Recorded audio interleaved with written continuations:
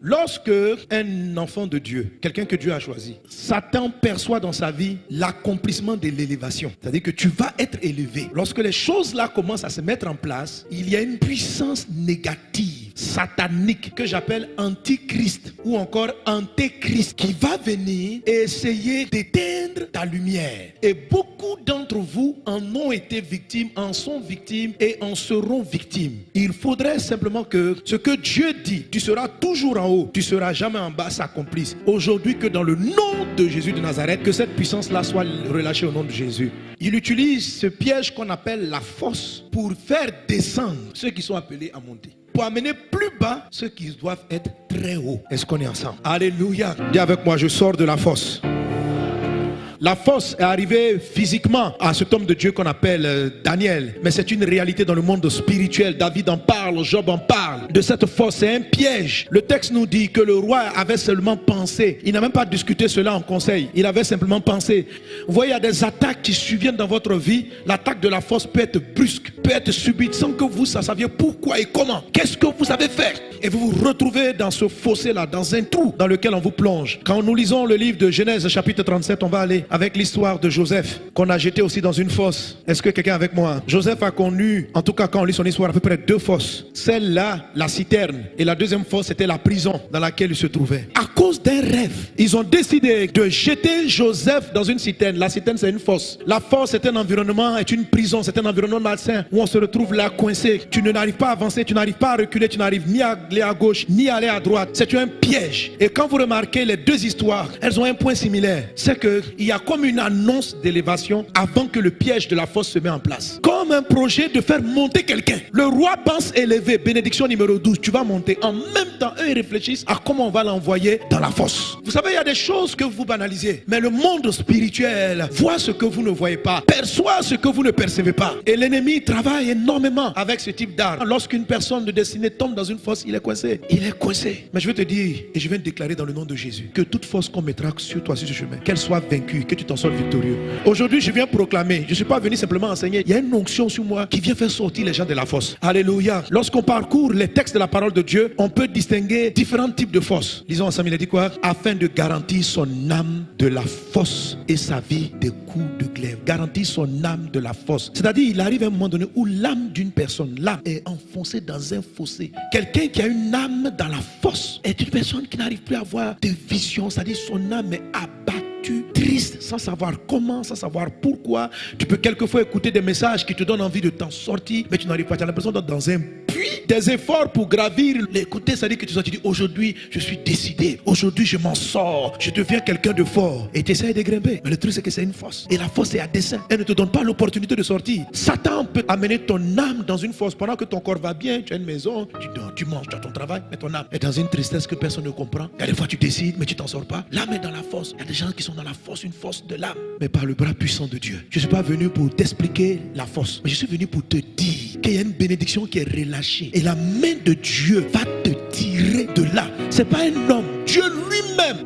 Ce message m'a surpris parce que j'étais là tranquillement, je priais. Et puis Dieu me dit, je te dis que le mois de janvier, tu proclames ma bénédiction. Il dit, je vais faire sortir mes enfants de la fosse. Et je vais t'expliquer les 3 étapes. C'est-à-dire 3 choses qu'il amène dans ta vie pour te faire sortir de là. Et Dieu va le faire. Les 3 étapes, ce sont les marches que lui-même il te donne. L'escalier invisible qui te fait sortir de la fosse. Il en est ainsi dans le nom de Jésus.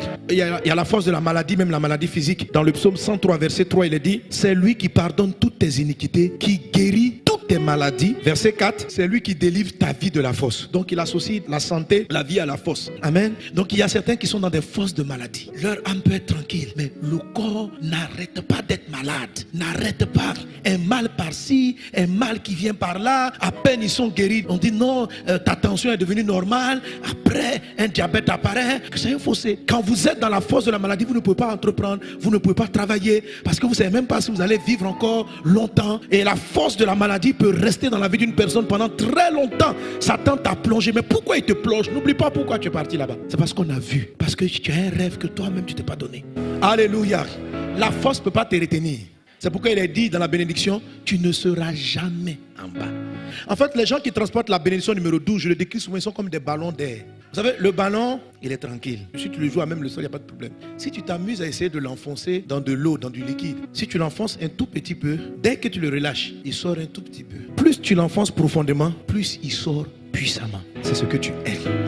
Gloire à Dieu. Alors les 3 marches pour sortir de la fosse, ces 3 marches, elles se trouvent dans le livre de Daniel et dans la vie de toutes ces personnes. Daniel a dit au roi, les lions m'ont pas mangé parce que mon roi, je suis innocent. Il m'accuse à tort. Je ne suis coupable de rien. Je n'ai pas offensé le roi. Première marche pour sortir, c'est ne pas être coupable, être innocent. Alléluia. Par le sang de Jésus, nous sommes rendus innocents. Vous voyez, c'est ça la miséricorde du salut. C'est ça la miséricorde du salut. Ne t'appuie pas sur tes propres forces, mais appuie-toi sur la victoire de Christ. Quand tu es en Jésus, tu es innocenté. Vous savez, quand les gens cherchent à te détruire, ils vont d'abord chercher dans tes dossiers. C'est pour ça, cette année, ne donnez pas d'opportunité à Satan. Les gens vont d'abord te proposer des magouilles, de tricher, de faire des choses qui ne sont pas correctes. Toi, tu crois que c'est parce qu'ils veulent t'arranger. Non, c'est parce qu'ils veulent avoir un dossier contre toi. Quand Dieu a prophétisé que vous irez au sommet, quand tu sais que tu as une destinée particulière, tu le sens au fond de toi. Ne donne pas l'occasion à Satan. Marche droit, sois honnête. Mais il se trouve que beaucoup d'entre nous sont coupables par leurs propos, par des choses. Le sang de Jésus nous lave. Alors vous voyez, la fosse ne te donne pas d'opportunité à gauche, à droite, devant, derrière. Quand tu es dans la fosse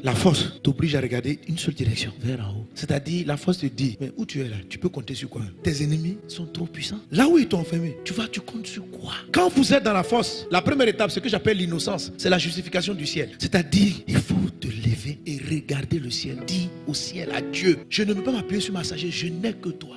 Les forces qui sont liguées contre toi ne peuvent pas combattre ton Dieu. Quand tu es dans la fosse, lève les yeux et appelle son innocence. C'est toi qui me justifie. Les gens racontent ceci, mais moi je sais que je suis en toi. Que mes erreurs me soient pardonnées à cause de l'œuvre de la croix de Jésus. Je compte sur ta justice. Première étape. Deuxième étape, la confiance en Dieu. Donc première marche, la justification par Dieu. Deuxième marche, la confiance en Dieu. Ça veut dire, ne t'appuie pas sur quelqu'un. Ne compte pas sur tes relations. La confiance, c'est-à-dire, ce n'est ni par ma force, ce n'est ni par mon intelligence, mais c'est par sa puissance que je vais sortir d'ici. C'est par sa puissance. Dieu t'a choisi. Alléluia.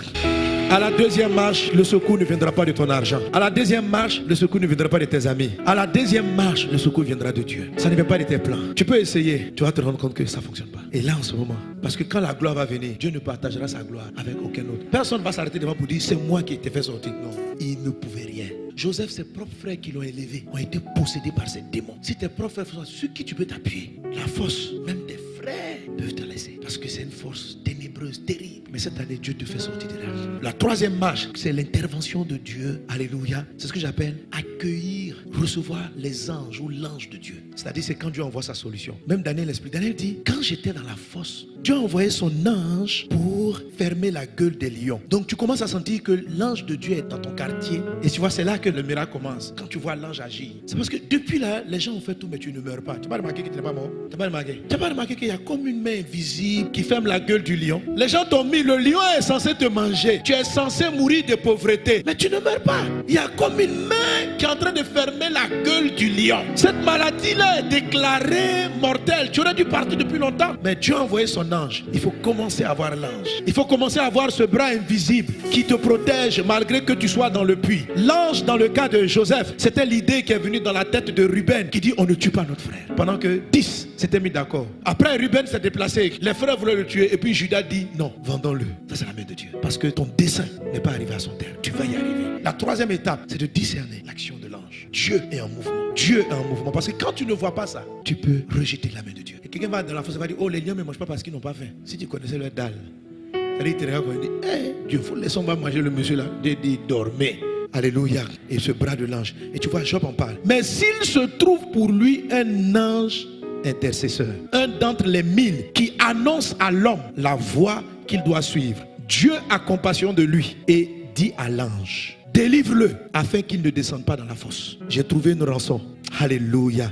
Et Dieu ne va pas seulement te délivrer. Dieu, quand ils sont tombés, le nom de Jésus va être élevé. Cette situation est transformée en la gloire de Dieu. Je le prophétise, je le déclare sur ta vie. Le Seigneur t'élève, il t'élève. Et tu sauras que c'est Dieu qui t'a choisi, que c'est lui qui t'a mis à part, que c'est lui qui t'a gardé. Cette année, tu sors de la fosse. Maintenant, je déclare la bénédiction numéro 12. Tu ne seras jamais en bas, tu seras toujours en haut. La mort, les ténèbres ne te mettront pas en bas, tu seras en haut. Tel est ton héritage en Jésus-Christ. Le secours me vient, le secours me vient de l'Éternel.